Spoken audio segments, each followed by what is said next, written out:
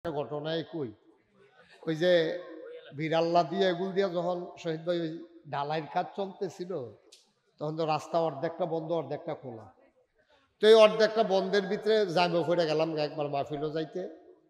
আমার লগে দিয়ে একটা সিএনজি জামে পড়লে তো আমি যেমন পড়ছি অন্যরাও পড়ছে। আমার লগে দিয়ে একটা সিএনজি খেলে দিয়েছে ওখানে কাছাকাছি তো তখন জ্যাম তো রাস্তা অর্ধেকটার ভিতরে দুইটা গাড়ি। তো সিএনজিতে আমার এই গাড়ির ভিতরে দেখে আলাইছে এখানে বেড়াইতে আছে বেরিয়েতে আছে। তো বেড়াইতে বেরিয়েতে কইতে আছে হুজুরে হুজুরে। তা আরেকজনের কারে না হুজুরে না কেনা হইলে চা কইয়া সেটা মোবাইল বার করিয়া একবার মোবাইলের ফেল চায় একবার আমার ফেল চায়। আমি বুঝছি মিলাইতে আছে। আমি কইতাছি দেখলাম যে তারা তো টেনশনে আছে। আমি কইলাম যে তারা টেনশনটা দূর করে দিই। আমি পরে কইছি আমি কইছি পরে তারা বুঝালিছে দেখছে তুই হুজুরে। হ্যাঁ তোমরা তো সারা জীবন দিয়ে মোবাইলের ভিতরে হেতারাও রাস্তার মধ্যে জ্যামো ফইরা চাইলো তোমরাও বাইক বইয়া বইয়া চাইলা ওহন আমি মাহফিল হয়েছি ওহনও যদি ভিতরে চাইয়া হতো আমি বাড়ুইছি গিয়ে না। কিন্তু মহিলারা যখন একখানো বয় তারা নানান আলাপ করে তারা আরাফ নেন। ওই একখানো বইয়া ওয়াজ মনে হয় না একখানো হইলে তারা নানান আলাপ করে ফুটফিটটা মুরগার ছাউটায় ডিম ফাড়েনি তারপরে গিয়া তোমার আষ্টারে যে সিলে লইয়া গেছিল এটার কি অবস্থা। তারপরে জামাইতে তোমার বিদেশ থাকে ফোন দেয়নি ভিডিও না অডিও এই আলাপ চলতে আছে আর কি 2 ঘন্টা লাগাইয়া কি আর ওয়াজ ঠিক নি রে ওয়াজ আর হোনা হয় নাই বইয়া বইয়া অলিউল্লাহ এই আলাপ সালাপ কইরা কতক্ষণ ওয়াজ শেষ হয়েছে। তারপরে যার যেমন ফান টান খাইয়া বাজে গেইতেছে ওয়াজ শেষ।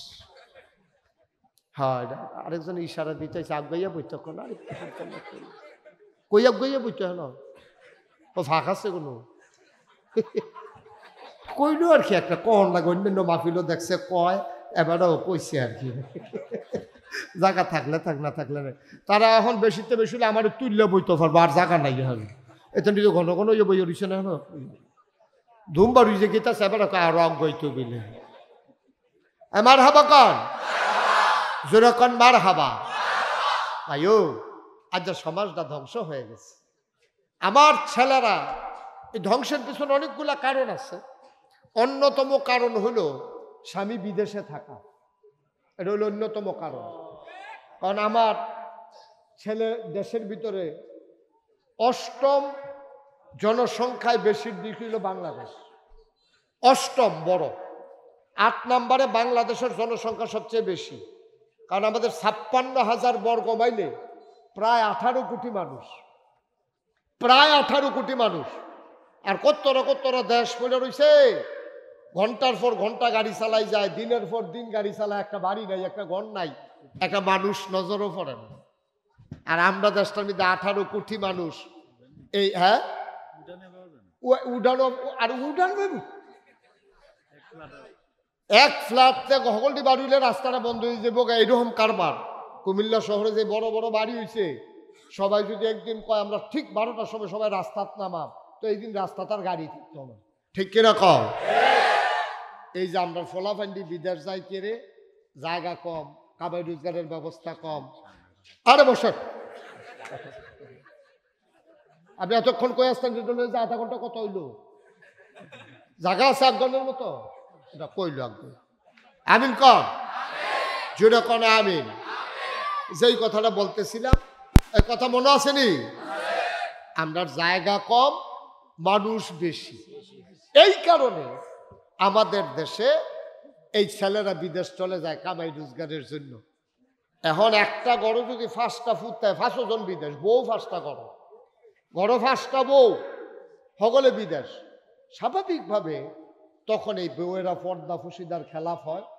এই মহিলাগুলা অনেকে বাড়িতে কোনো পুরুষ লোক না থাকার কারণে বাজারে যাওয়া লাগে। বাজারে যাইতে গেলে তো দোকানদারের লোকে কথা কন তাই ভিতরে থাকতাম রে ভালো আছি হ্যাঁ কে অলিউল্লাহ ঠিনি রে তোমরা ইয়া আমার দিকে চাইয়া তো এখন মোবাইল বন্ধ রমিস ভাই মোবাইল বন্ধ করে নিছে এবার আর মোবাইলের নাই এবার যদি মোবাইলটা লইয়া গিয়া কি বিপদে পড়ি। আমিন কর সবার মনোযোগ ঠিক আছে তো না। যারা হিজরত করেছে মক্কা ছেড়ে মদিনায় চলে গেছে তাদেরকে বলে মুহাজির, আর যারা মক্কা মদিনায় ইসলাম গ্রহণ করছে তাদেরকে বলে আনসার। আনসার কয় কারে? কারণ তারা মক্কা থেকে যারা গেছে তারা কোনো মতো শরীরটা লইয়া দুপুরে গিয়া পড়ছে, তারা কাপড় সুফর ব্যাগ ট্যাগ কিচ্ছু নিতে পারছে না। এক কাপড়ে একজন সাহাবা ছিল আব্দুল্লাহ, তিনি তো কাপড়ও নিতে পারছেন না, কোনো মতো একটা তেনা ফেসাইয়া গিয়া সেটা মদিনায় উঠছে। সুবহানাল্লাহ কইতেন না? তো তারা যখন নবীজির কাছে কিছু আনসার সাহাবারা দেখা করে গেছে, আবার মুহাজির যারা তারা আইছে, যারা হিজরত করছে আইসে পরে নবীজি সবাই ডাক ডাক, ও তোমরা একটা সাবধান করি, 5টা গোনা। কয়টা? কথা কেন? কয়টা? এই ছেলে এদিকে থাকাও। কয়টা? 5টা গোনা সাংঘাতিক। 5টা গোনা কি? কিতিক সাংঘাতিক। 5টা গোনা সাংঘাতিক।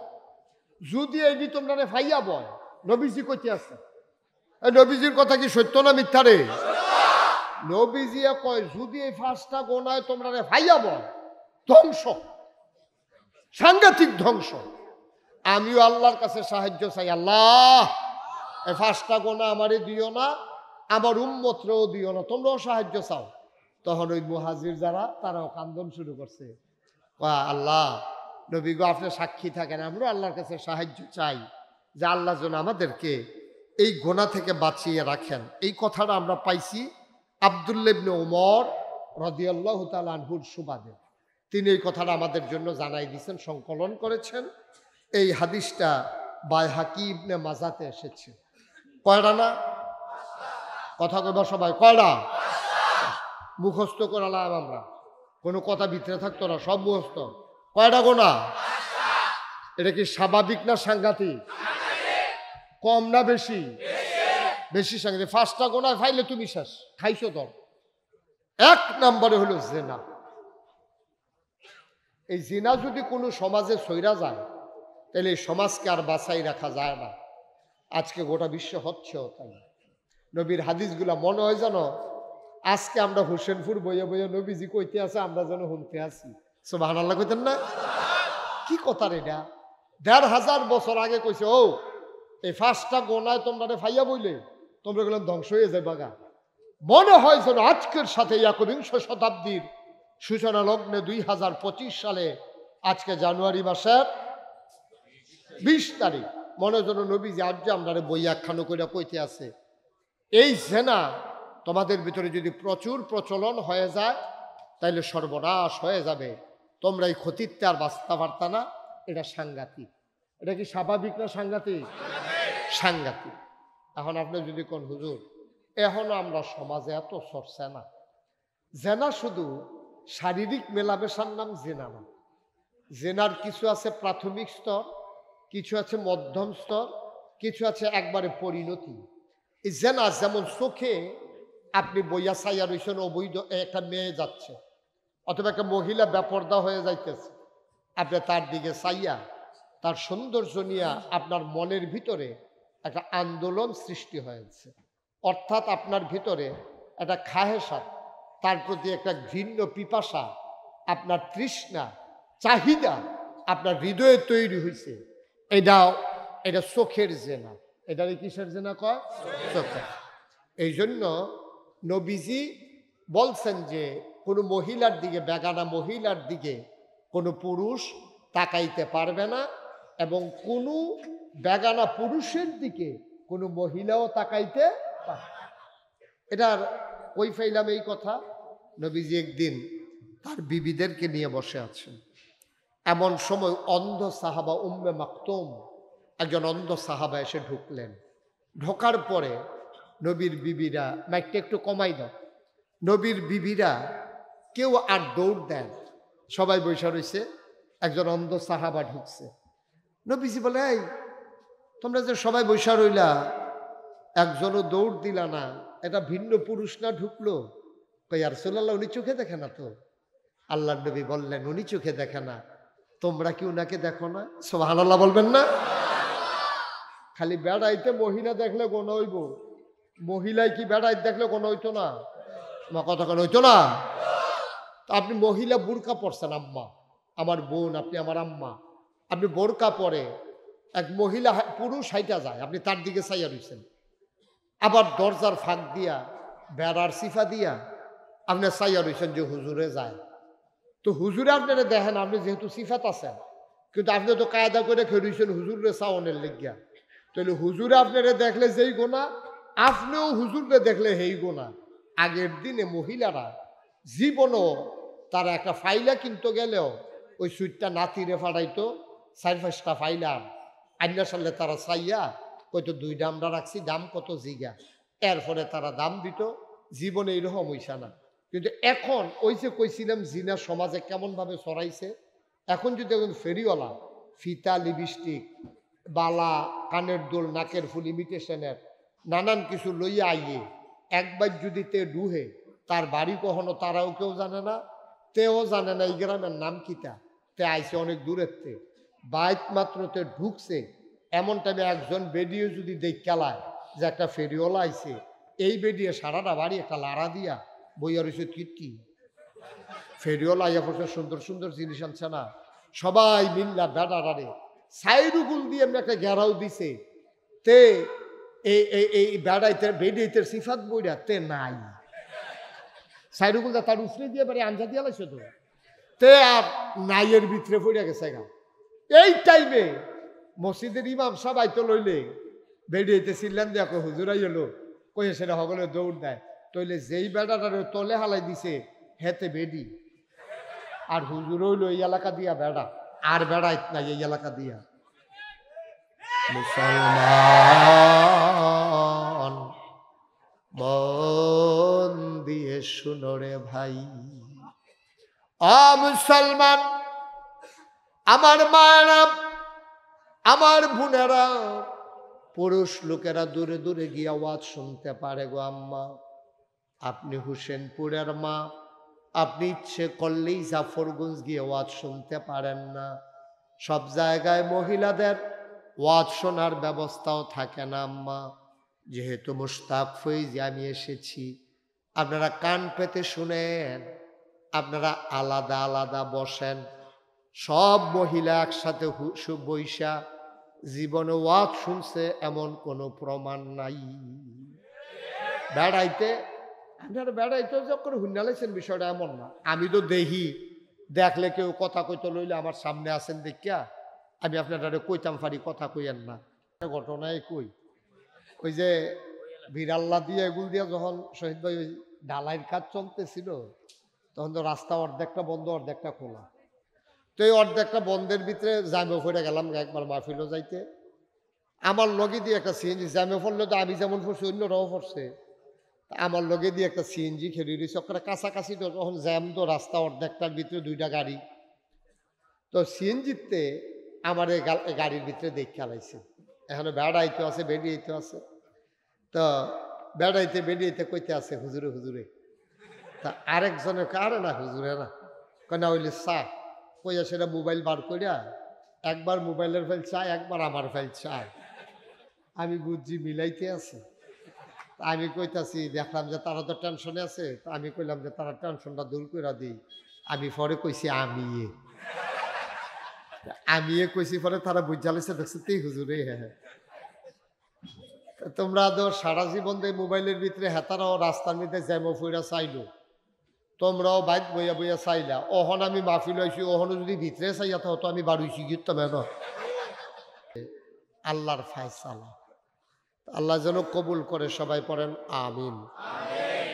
যেহেতু মাগরিব থেকে আসার সময়টা একেবারেই কম, আমরা ভূমিকাতে একটা সেকেন্ড সময়ও নষ্ট করতে চাই না, আমরা সরাসরি আলোচনায় চলে যেতে চাই।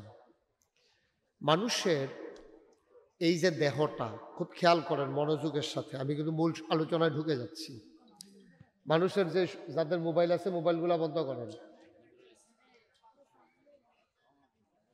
মোবাইল যাদের, দয়া করে মোবাইলগুলো বন্ধ করে দেন, যেন আওয়াজ আমার কানে না। সময় কম তো, একটু ধৈর্য ধরে বসেন সবাই। তো যেই কথাটুকুন বলতেছিলাম, মানুষের এই যে দেহ, শরীর, তুমি মাইকটা যেন প্রতিধ্বনি না হয়, এটা বন্ধ করো। যে আওয়াজটা আবার ফিরে আসে না, এটা বন্ধ করে দাও। মানুষের এই দেহটা আল্লাহ তাবারক ওয়া তাআলার পক্ষ থেকে একটা বিরাট আমানত। আমরা যখন এই আমানতকে রক্ষা না করি, তখন আমাদের দেহের ভিতরে নানান অসুখ বাসা বাঁধে। এই দেহটা আবার আপনার দুই প্রকার, একটা হলো বাহ্যিক, আরেকটা হলো আভ্যন্তরীণ। বাহ্যিক মানে যেটা দেখা যায়। কিছু কিছু অসুখ আছে এটা বোঝা যায়, যেমন আপনার জ্বর, এটা আপনি হাত দিলে বুঝতে পারবেন। আপনার ফোড়া হয়েছে, এটা আপনি দেখলে বুঝতে পারবেন। আপনার ম্যালেরিয়া, টাইফয়েড, আপনার হুপিং কাশি, ডিপথেরিয়া, নানান ধরনের অসুখ মানুষের আছে। কিছু কিছু মানুষের অসুখগুলো দেখা যায়, আর কিছু কিছু হলো আভ্যন্তরীণ।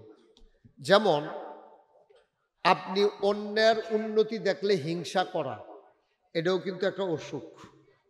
এটা কিন্তু সুস্থ মানুষের লক্ষণ না। এই যে অসুখটা, এটা দেখা যায় না, এটা বাস করে মনে। পরশ্রী কাতরতা, এবার আর পাঞ্জাবিটা সুন্দর, আমারটা এত সুন্দর না, এটা দেখলে এবার আর হিংসা লাগে। পরের সৌন্দর্যে নিজে কাতর হয়ে যাওয়া, এটা বলে পরশ্রী কাতরতা।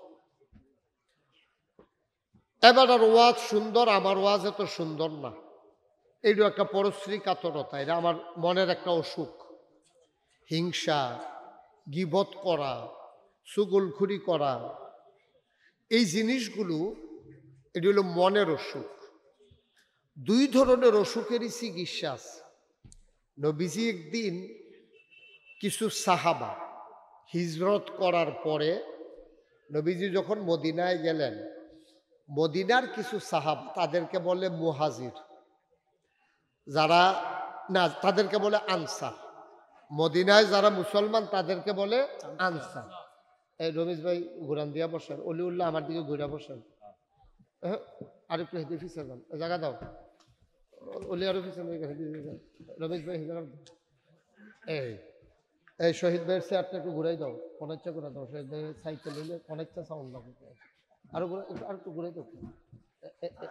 এই আবার সে হয়েছে না, সে হয়েছে। মারহাবা বলো, জোরে বলো না। এত মানুষ এখানে থাকলে শুধু এই আওয়াজ হয়? আপনি তো ফানের লেগে করতেন, ফটেন না, ফাঁদ ছাড়া ফান মুহ দিয়ে বইয়া রয়েছে নিয়ে। মারহাবা বলেন। আমি সবাই না বললাম তোমরা মোবাইলগুলো বন্ধ করে দাও, বুঝছো না কথা? মোবাইলটা বন্ধ করো না, বন্ধ করে ফকট লয়ে আলো। তোমরা না ওয়াজ শুনতে পারতে আসো, না দেখতে পারতে আসো। দেবিদ্দারের মাহফিল দইরা, দেবিদ্দারের